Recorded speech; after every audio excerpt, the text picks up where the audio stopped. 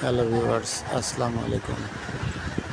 আজকে সকালের খাওয়ার মেনু নাস্তা দেখেন হবে সাদা খিচুড়ি, আলু ভর্তা,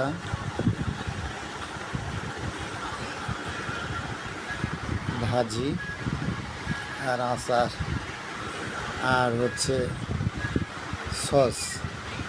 আমার সব মেয়েরা, সুমনদের 2 মেয়ে, আমার মেয়ে সস দিয়ে খিচুড়ি খাবে।